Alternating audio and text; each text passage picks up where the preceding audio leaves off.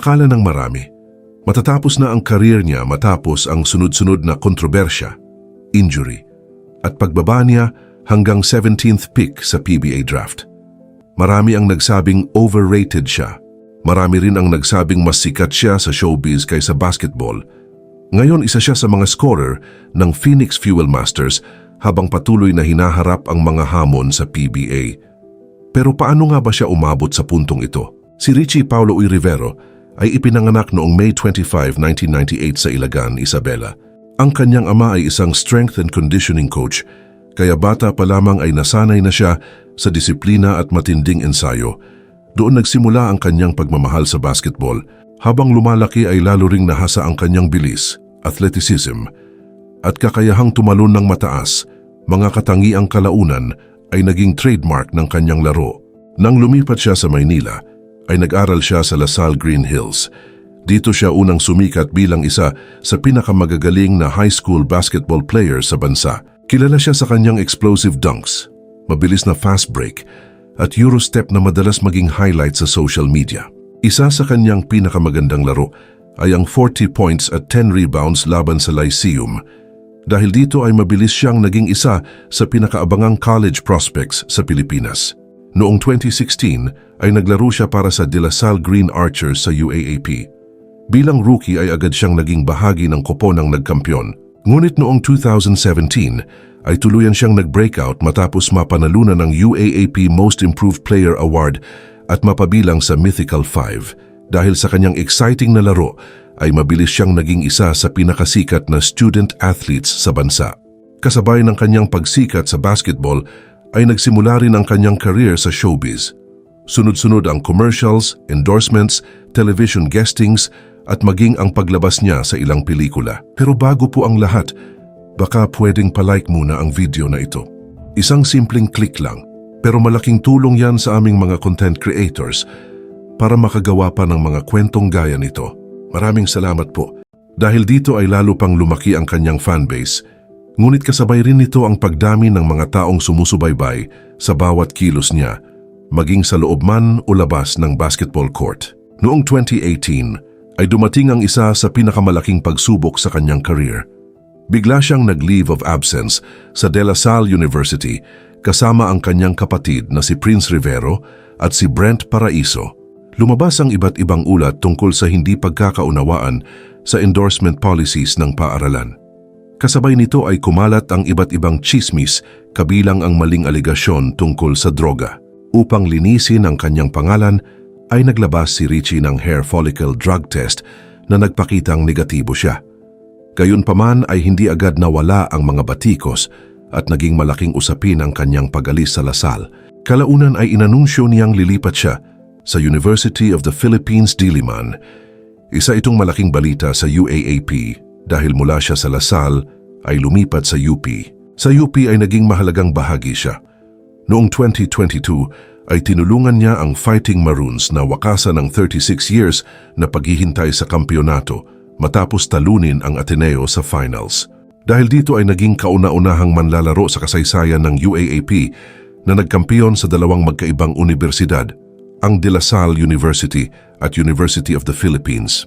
Habang nasa kolehiyo ay naging bahagi rin siya ng Gilas Pilipinas. Naglaro siya para sa U16 national team na nagkampiyon sa SIBA Championship.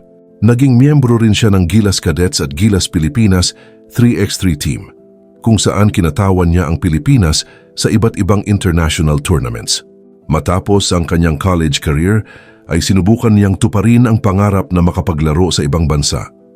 Noong 2022 ay pumirma siya sa Taoyuan Pauyan Pilots ng P-League Plus sa Taiwan bilang isa sa mga unang Pilipinong import sa liga.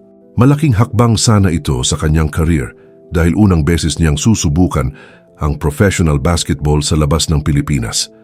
Nakasama na niya ang koponan sa kanilang ensayo at paghahanda para sa season at marami ang umaasang magiging simula ito ng kanyang international career. Ngunit bago pa man magsimula ang regular season ay nagtamo siya ng matinding ankle injury habang nagtitraining. Dahil matatagalan ang kanyang paggaling at kailangan ng koponan ng import na agad makakapaglaro, napagdesisyunan ng Taoyuan Pauyan Pilots na tapusin ang kanyang kontrata. Hindi man siya nakapaglaro ng kahit isang official game sa Taiwan, inamin ni Richie sa mga panayam na isa ito sa pinakamalaking panghihinayang sa kanyang basketball career. Sa halip na sumuko ay bumalik siya sa Pilipinas upang magpagaling at muling buuin ang kanyang kumpiyansa sa paglalaro. Pagbalik sa Pilipinas ay naglaro muna siya sa PBA 3x3 upang maibalik ang kanyang kondisyon. Noong 2023 ay sumali siya sa PBA Rookie Draft. Marami ang umaasang mapipili siya sa unang round, ngunit ikinagulat ng marami nang bumagsak siya hanggang 17th overall pick. Ayon sa mga analyst, mas pinaboran ng maraming kupunan ang mas matatangkad na players at ang pagdami ng foreign prospects noong draft. May ilan ding naniniwalang nakaapekto ang kanyang injury history, bagamat wala itong opisyal na kumpirmasyon. Sa kabila nito ay pinili siya ng Phoenix Super LPG Fuel Masters. Unti-unti siyang nakakuha ng mas malaking papel sa koponan bilang shooting guard. Kilala siya sa kanyang mabilis na pag-atake sa ring, Eurostep, transition offense, athletic finishes at kakayahang gumawa ng highlight plays. Isa sa kanyang pinakamagandang laro sa PBA ay nang umiskor siya ng career high na 40 points laban sa Terra Firma. Bukod dito ay nagtala rin siya ng 8 assists, 6 na rebounds, 3 steals at 7 3-pointers. Nagkaroon din siya ng ilang mahahalagang laro laban sa TNT at iba pang malalakas na koponan. Gayunpaman ay nakaranas din siya ng injury sa kamay na kinailangang tahiin matapos ang isang laban. Bukod sa basketball ay madalas ding laman ng balita ang kanyang personal na buhay. Naging usap-usapan ang kanyang relasyon kay Andrea Brillantes, lalo na nang maghiwalay sila noong 2023. Dahil sa iba't ibang aligasyon na lumabas online, ay marami ang bumatikos sa kanya at binansagan siyang red flag at babaero. Itinanggi naman ni Richie ang mga paratang at ipinaliwanag ang kanyang panig sa ilang panayam. Matapos ang hiwalayan nila ni Andrea, ay naging relasyon niya si Leren May Bautista. Naging usap-usapan din ito dahil sa mga third-party allegations na parehong itinanggi nina Richie at Leren.